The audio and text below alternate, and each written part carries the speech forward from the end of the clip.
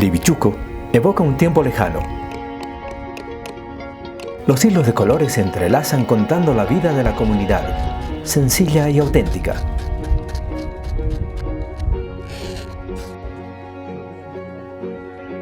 Tejer es un arte que se aprende con naturalidad en el antiguo Ayllu Cacachaca. Y aquellos que visitan Livichuco disfrutan haciendo los tejidos con los colores extraídos de la naturaleza.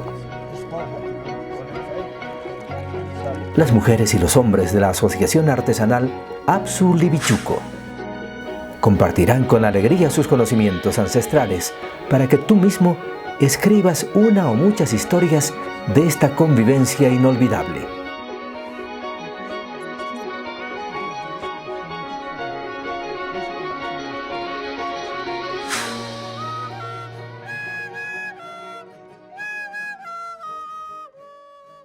Verás que allí se conserva la herencia cultural con una gran tradición transmitida por generaciones, contada por los ancianos y los comunarios que abren sus puertas para brindarte su hospitalidad. Lleva contigo los mejores recuerdos de estas vivencias auténticas, conociendo la forma de vida,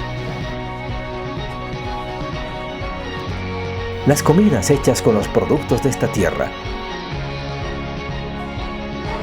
los textiles, la música y todo lo que hace una cultura milenaria.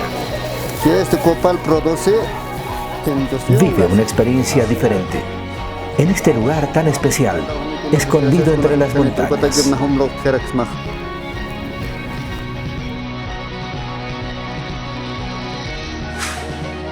Livichuco, más allá del paisaje, la gente.